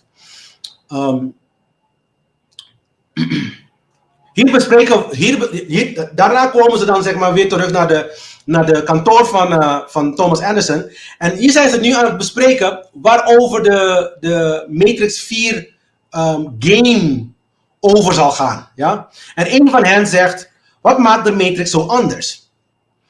De andere antwoorden, het knoeit met je hoofd. Het knoeit met je hoofd. Hij vervolgt, mensen willen dat we in hun grijze ruimte zijn. Dus een grijze ruimte betekent hun hersenen. Ja? Ze schakelen hun synaptic. Dus, dat is de Engelse versie. Synaptische. Ja? Wat is hier in godsnaam aan de hand? Licht aan. Ja, dat is eigenlijk wat deze twee over hebben. Ja? Mensen willen dat het een filosofische spel wordt. Het is een filosofische film of moet het een side effect-achtige film zijn. Dit is ook weer de twee dingen die heel belangrijk zijn. Want als mensen deze films review doen over deze films, dan gaan ze heel vaak kijken ook naar de side effects. Ik heb zo'n hekel aan. En dan zeggen ze, ja, de eerste film was heel goed, want de side effects was obviously superieur dan de andere tweeën. Maar het gaat niet over de side effects, mensen. Het gaat over de filosofie. En ik denk dat in de vierde film deze film een betere taak doet om de filosofie naar voren te brengen. En soms heel duidelijk. Het vertelt je gewoon. Want in de vierde film, het gesprek van Jude bijvoorbeeld, is een hele goeie. Vertellen ze precies waarover de drie anderen over gaat. Ja? Dus het is een filosofische film. En hier zie je natuurlijk de imbeciel. Ja? Die alleen maar naar de side effect kijkt. Ja, dat is dan zeg maar... en dan zie je ook Thomas Anderson zijn hoofd schudden van... Oh, wat een idioot zeg. Ja, want het alleen maar side effects en het mayhem. Het moet alleen maar explosief en bla bla bla. Ja, als je dat met die houding naar deze film kijkt... dan word je teleurgesteld, ja. Ja. En dan hier zie je ze natuurlijk praten. En dan praten ze van... Ja, gaat het over politiek, fascisme, kapitalisme enzovoort. Het gaat over al die dingen, mensen. Het gaat over al die dingen, maar vooral over... een spirituele allegorie. Nou, vervolgens gaat Neo weer weg en de ontolofloxin die verliest zijn kracht op Neo nu. Die begint zijn kracht te verliezen. Dus dat zie je ook. Iedereen zeg maar, is met hun hoofd op hun scherm, op hun mobiele telefoon. En Neo is de enige die rond zich kijkt. Die kijkt alleen maar, zeg maar rond zich. Want de medicijnen beginnen zeg maar hun effect te verliezen. En hier zie je Neo zeg maar in het toilet. Ook nog steeds zijn we bij zijn kantoor. En hier zie je aan de linkerkant zegt het... kijk aan de linkerkant zegt het... Kijk naar rechts. En aan de rechterkant zegt het... Kijk naar links. Maar Neo kijkt voor. Dus hij kijkt niet naar links en ook niet naar rechts. Want als hij naar links kijkt... Dan zegt links, ja, je ziet het daar op de scherm. Zegt links, kijk naar rechts. En dan, als je naar rechts kijkt, dan zegt hij dan, kijk naar links. Dit is een beetje ook de pingpong spelletje die ze met ons spelen. Eerst was er COVID-19. En nu is het Rusland en Poetin. En dan voordat je het weet, zegt hij weer van, kijk weer naar een ander verhaal. Misschien zelfs weer COVID-19, maar een andere versie van COVID-19. En dan pingpongen ze je ook weer. Dus mensen worden niet stabiel. En dat is dan de reden. Dan worden ze bang. Maar wat is hij aan het lezen? It is so much simpler to bury reality than it is to dispose of dreams. En dat is waar. Maar als ik het ga vertalen. Ik heb het vertaald op de juiste manier vertaald. Want dispose of dreams bedoelt hij niet de positieve vorm van dromen. Hij bedoelde negatieve vorm van dromen. Dus het is zoveel eenvoudiger om de werkelijkheid te begraven dan om fantasie weg te doen. Ja? Dit is dan zeg maar rechtstreeks te betrekken om de kijker eigenlijk rechtstreeks te betrekken met het occultisme. Ja? Want dit is de tweede stap van een echte initiatie. Dit is dan de tweede stap voor het ontdekken van jezelf. Dit is in het occulte praten ze over een terminologie die heet initiëren. Eigenlijk, als je het goed bekijkt, doordat ik jou stapsgewijs, zeg maar, op mijn website en door deze lessen te geven, word je eigenlijk geïnitieerd. Want ik leg je uit wat de dingen daadwerkelijk betekenen. En dan loop jij zelf, voor jezelf, langs al deze kennissen. En dan kan jij jezelf, als je deze dingen zelf onderzoekt, en dan ontdekt dat het waar zijn, dan kan de zelfontdekkingsreis beginnen. Want dan kan je jezelf eerst gaan beginnen te begrijpen. Ja? En de eerste stap is stoppen te liegen. Stoppen met liegen. Stoppen met liegen en vooral met jezelf. Ja? Niet eens met andere mensen, maar met jezelf. Stoppen tegen jezelf te liegen. De tweede stap is, ja, van initiatie is stoppen met fantaseren. Ja? De negatieve versie daarvan. Ja? Stoppen met fantasie, de negatieve fantasie. Dus je leeft in een soort fantasie. De negatieve. Niet zeg maar dromen die je hebt om te gaan bereiken. Maar letterlijk dingen die je zelf, de leugens die je zelf vertelt. En je leeft in een negatieve, zeg maar, fantasie. Stoppen ermee en leer te denken. Dat is de derde stap. Dat is leer te denken. Daar komt de Trivium Method ter sprake. Volgens mij heb ik de Trivium Method heb ik erover gehad in de aflevering van wat betekent ontwaakt te zijn. Daar heb ik dat erover. Dat is dan zeg maar kennis, begrip en wijsheid. En dan de resultaat daarvan is chaos of orde. Dus dat is de Trivium Method. Het is een soort van... het is ook... dus we noemen het ook epistemologie. Dat is dan zeg maar, hoe weten we wat we weten? Door de Trivium Method toe te passen, kan je dan zeg maar weten wat er was. Sommige mensen hebben me ook gevraagd, maar hoe weet je dat wat waar is? Ja? En ik wou niet direct vertellen, want ik wou stapsgewijs gaan. En dus bij deze heb ik het ook uitgebreider uitgelegd. Dus hoe weet je wat waar is door de Trivium Method toe te passen. Ja? Dus je moet de kennis vergaren. Daarom is censureren niet handig. Want op het moment dat censureren heb je kennis niet. En dan wordt je begrip ook gecorrumpeerd. Dan wordt het foutief. En als je begrip foutief is je handelen foutief. Ja? Dus dan ben je niet wijs, maar dan ben je een idioot. En dan de resultaat van idiote mensen is chaos. Waar we nu in zitten. Ja? Dus daar gaat het over. Het is makkelijker om werkelijkheid weg te halen. Daar gaat het over. Ja, dus nu begint hij wakker te worden. Nu begint Neo wakker te worden. Hij pakt de hele ding en hij gooit het weg. Hij gooit het weg in de wasbak. Dit is waar hij begint te zeggen van nee. Weet je nog die nee in de eerste film? Nee, ik neem je valse versie van de werkelijkheid niet meer aan. Dat is wat hier gebeurt. Ja? Op een gegeven moment, op het moment dat hij dit heeft gedaan, zie je een scène. Het begint een scène met waar hij dan, blijkbaar heeft hij dan Tiffany in de simulatie, heeft hij dan zeg maar mee kunnen spreken weer. Maar hier gaat het weer over oprechte connectie. Je ziet ook, hè, oprechte connecties, en het zijn voor de vrouwen en ook voor de mannen. Oprechte connectie kan alleen maar, dus op het moment dat je dan een relatie hebt met iemand, kan alleen maar op basis van waarheid, mensen. Ja? Het is, alle andere type relaties zijn eigenlijk illusionair. Ja? En wat ik zo bijzonder vind, want in dit gesprek gaat Tiffany heel diep in een hele diepe gesprek met Neo aan. Want Tiffany zegt tegen Neo hier, ja, er zijn hele diepe psychologische vragen. Ik weet nog dat ik een gezin wilde, zegt Tiffany. Ja? Maar is dat vanwege wat vrouwen zouden moeten willen? Dat is dan de vraag. Doe ik dit omdat ik geprogrammeerd ben om een gezin te starten? Of doe ik dit omdat ik het zelf wil? Is het iets dat de maatschappij op mij heeft gelegd? Of is het iets dat ik zelf heb besloten? Ja? Dus dit is eigenlijk een heel duidelijke verwijzing naar social engineering, mensen. social engineering. Dat op dit moment uitgevoerd wordt. Als je niet oppast. Dus zij vervolgens zegt maar, mag ik iets vragen over jullie spelletjes?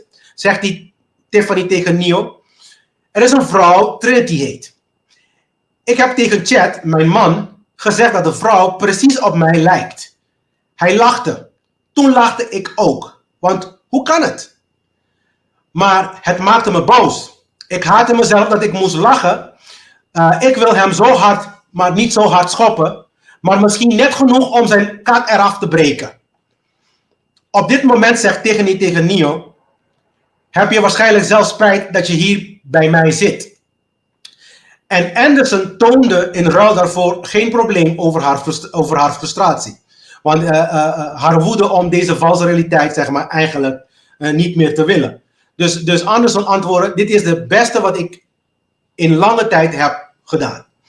Dus het heeft ook te maken met het feit dat luister mensen, boos worden over valse realiteit is legitiem. Als mensen boos worden omdat wij in een slavensysteem zitten, want ze willen jou leren dat je niet in zo'n slavensysteem moet zitten, bij wijze van spreken. Ja? Nou, op een gegeven moment gaat Neo terug naar zijn kantoor en hij krijgt in een tekst, gaat de alarm bij Deus Machina, gaat de alarm af. En Thomas Anderson ontvangt een bericht. Het staat daar. Hello Neo, if you want answer to your questions, go to the door at the end of the hall. Ja, dus dat doet hij. Ja, hij gaat naar de toilet. En wie vindt hij daar? Hij vindt Morpheus. Ja? Hier zie je hem verbijsterd, want dat is een programma die Neo heeft gemaakt. Kan je nog herinneren? Neo heeft die modaal gemaakt. Een model gemaakt. En die modaal, die heeft Morpheus vrijgemaakt. En Morpheus zit nu hier, want hij zoekt Neo. Dus hier zie je Neo, zeg maar, verbijsterd zeggen, je kunt niet het personage zijn die ik heb gecodeerd. Dat vraagt Neo aan hem. En uiteindelijk zegt Morpheus, hij heeft niet eens helemaal niks gezegd, bijna. Hij zegt, dit is alle uitleg die je nodig hebt. En hij biedt hem natuurlijk de rode pil aan, de waarheid aan. Ja? Maar Neo was er nog niet klaar voor. Dus Neo heeft 3 keer nee gezegd. Nee. Ja, Morpheus zegt, hoe bedoel je nee? Jij wilde dit.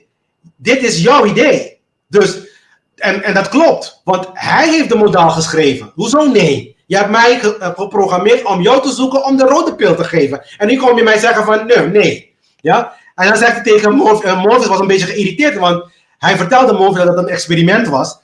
En Morpheus zegt van, je gaat mij vertellen dat je mij, zeg maar, helemaal gek hebt gemaakt in die modaal. Ja, want ik was op zoek naar jou. En het was alleen maar een test. Ja. Dus hij was een beetje geïrriteerd daarover. Maar, again, je ziet het weer. Op het moment dat er een beetje vooruitgang kwam, komen ze weer ons lastigvallen. Dat is hoe ze zijn. Ze zijn ordervolgers die niet moreel zijn. Ze begrijpen niet hoe het zit, hoe het werkt. Wat wel mag en wat niet mag. En obviously, je mag niet zomaar aan mensen hun lichaam komen, ook al. En ook niet manipuleren om dingen te doen die jij wil. Ja? Maar je ziet het ook, hè. Keer op keer. Ja? Nou, omdat Neo nu aan het wakker worden is agent Smith, de echte agent Smith, ook wakker aan het worden. En dan zie je hier dat hij ook Neo, hij schoot op Neo trouwens. Ja, want hij begint ook te begrijpen dat hij agent... Dus de agent Smith is de tegenovergestelde van Neo. Neo vertegenwoordigt leven en hij vertegenwoordigt dood. Maar het is dan hetzelfde, maar tegen polen van elkaar. Dus hij komt hier en hij schoot op Neo. Want hij begint ook zelf wakker te worden, omdat Neo zelf ook wakker aan het worden is. Ja? En op dat moment dat dat gebeurde, boom, na deze gebeurtenis komt hij dan, zeg maar, in het kantoor van een analist. En dan de analist vertelde Neo, of Anderson, nog steeds Anderson hier, dat hij bij hem voor de deur hij heeft Neo voor de deur gevonden. Maar zo gaat het gesprek met de analist weer. Want hier zitten dan de clues eigenlijk. De boodschap eigenlijk achter. Toen we voor het eerst de analist vertelde tegen Neo. Toen we voor het eerst begonnen, was jij niet meer in staat om realiteit van fictie te onderscheiden. Je kwam naar me toe nadat je van het gebouw probeerde te springen. Je zei dat je weg wilde vliegen. We hebben veel vooruitgang geboekt. Maar je lijkt nu getriggerd. Vertel me hoe het begon. Ja? Dus je gaat zo zien. Hij probeerde zeg maar te vliegen. Want hij dacht van, als ik dan de codes kan veranderen, dan kan ik ook vliegen. Maar blijkbaar was hij nog niet klaar voor. Maar dit is het gesprek dat de analist met Neo voert. En Anderson antwoordde, Morpheus heeft me een sms gestuurd. En de analist zegt, hij is terug? Laat me raden. Hij kwam om je te helpen ontsnappen aan wat hij de Matrix noemt, toch? Als we nu naar je kantoor rijden, wat denk je dat we daar zullen aantreffen? En Anderson antwoordde, niets, omdat er geen aanval was. Er is niemand gedood.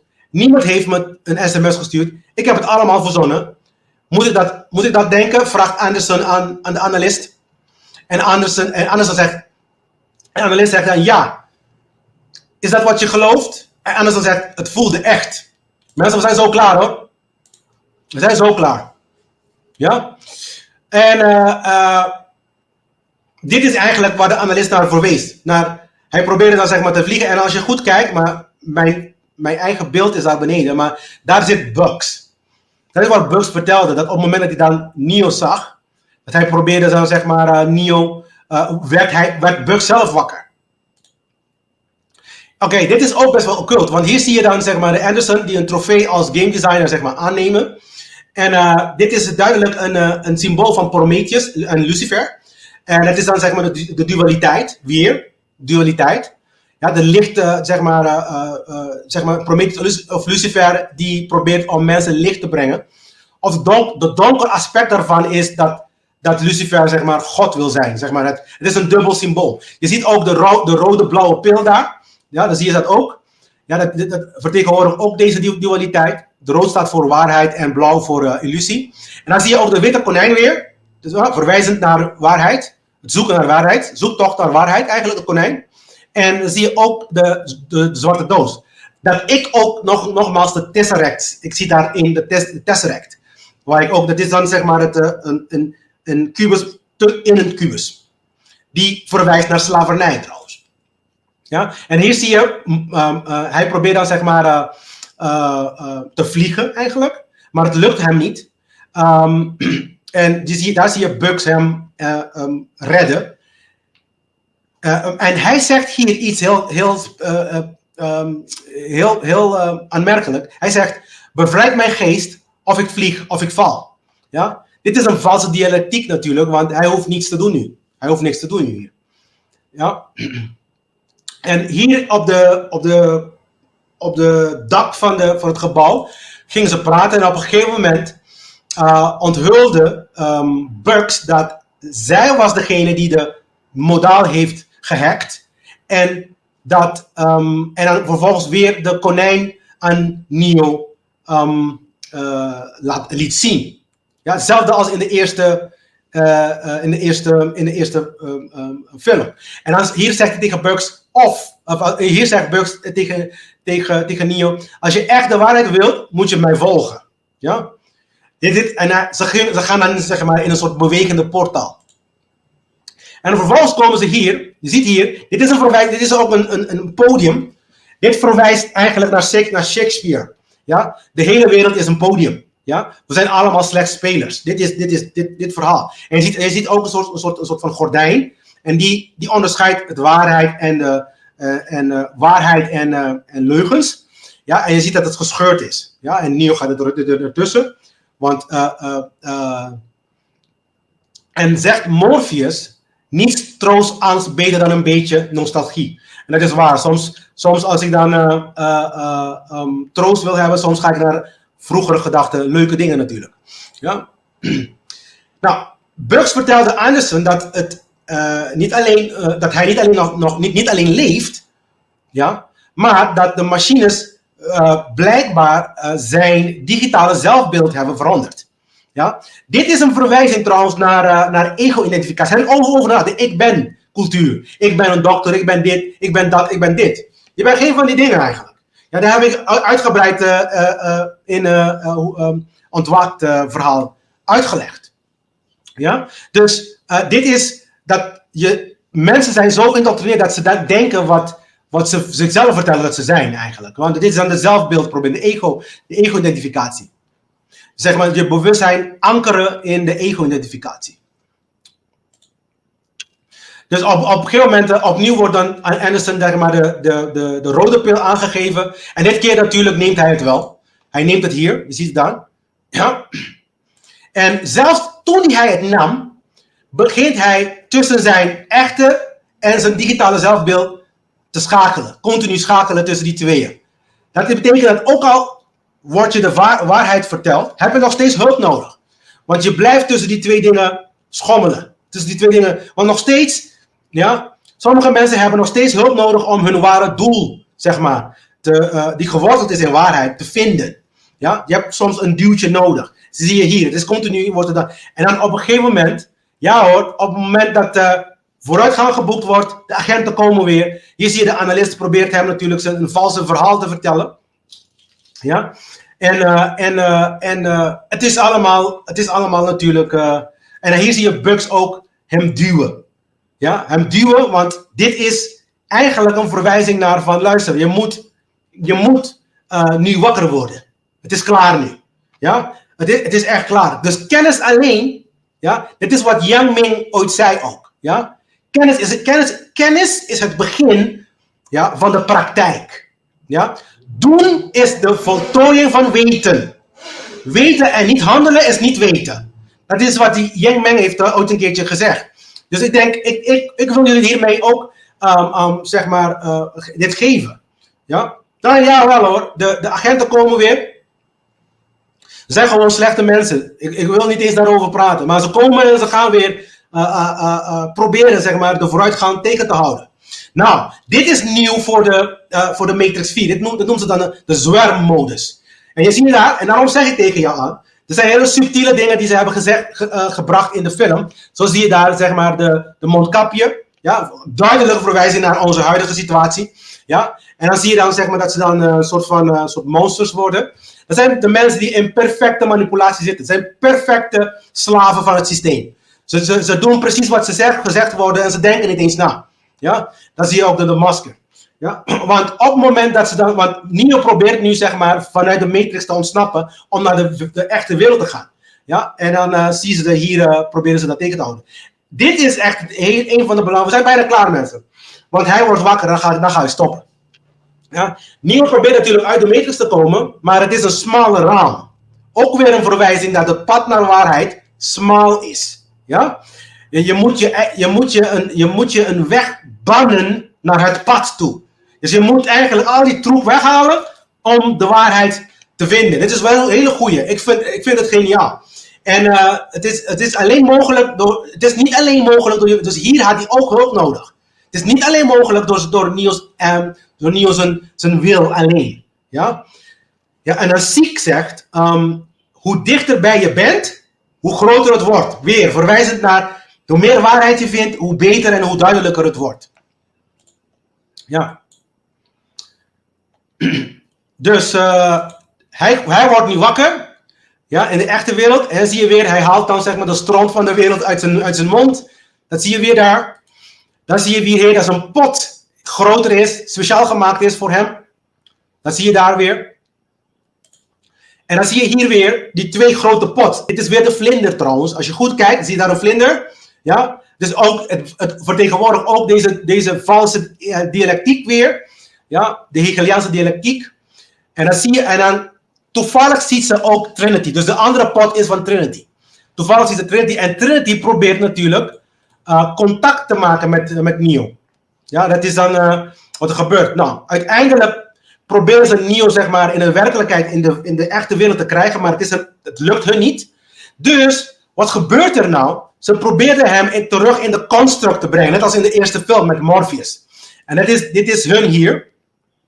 En ik ga heel snel zeggen wat Morpheus hier zegt, want dit is belangrijk. Hij zegt, je hersenen zijn verslaafd aan deze shit, dus de shit van de Matrix. Ja? Die je al die jaren heeft gevoed. Met dwang zelfs. Je hebt een probleem om wakker te worden met de realiteit. Maar ik weet wat je nodig hebt. Ik weet wat je nodig hebt. En hier ga ik ook, zeg maar, het helemaal eindigen. Want hij zegt, ik weet wat je nodig hebt.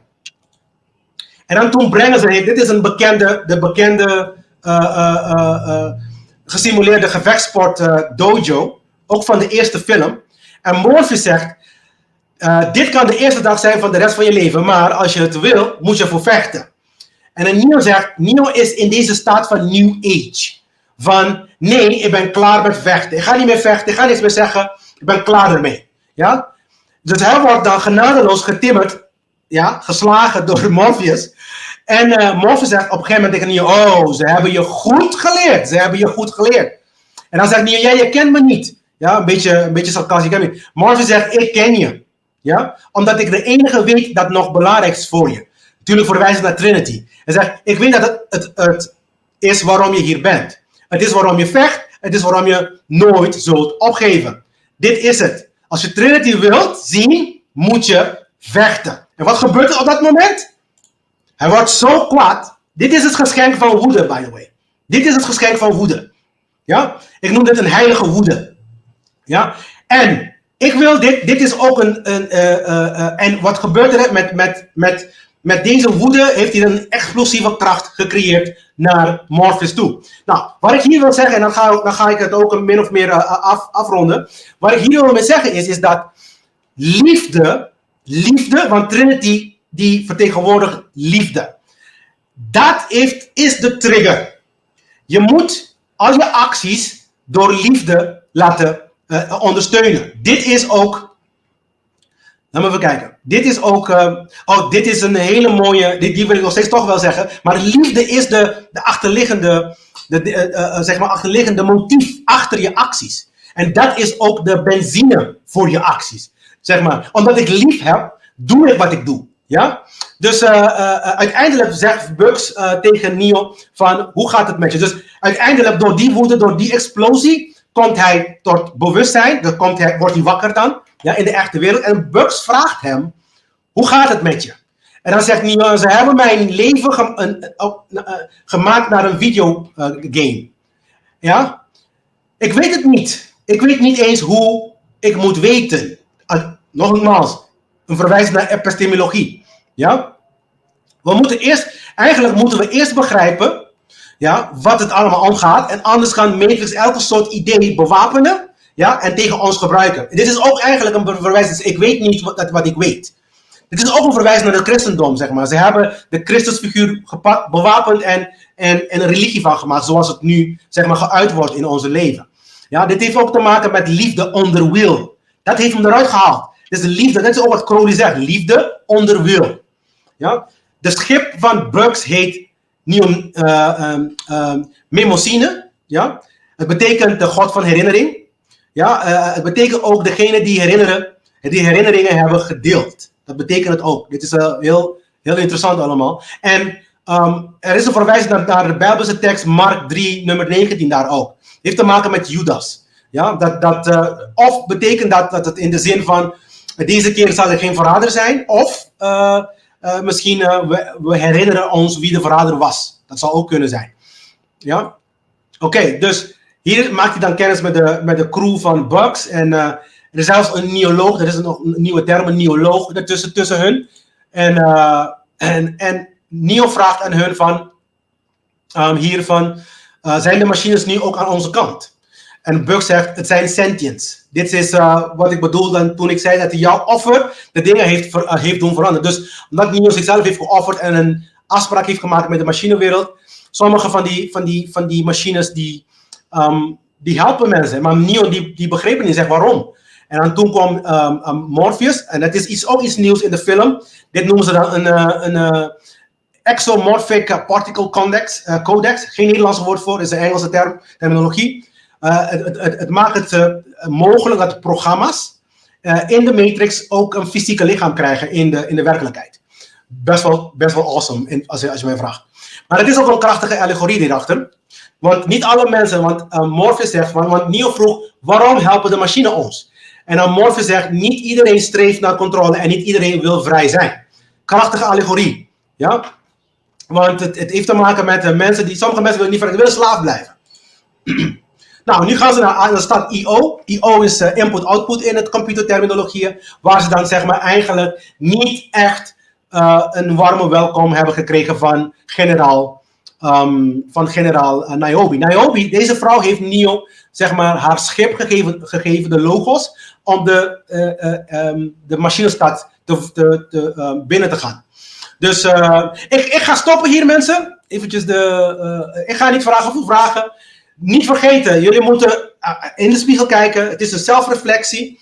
Ja. Dus ik hoop dat jullie heel veel van hebben kunnen genieten daarvan. Volgende week ga ik verder met wordt vervolgd met deel 2. Ik denk dat dat gaat gebeuren. En ik hoop dat jullie heel veel van hebben kunnen genieten. Oké, bedankt voor het luisteren. En we zien elkaar weer volgende week.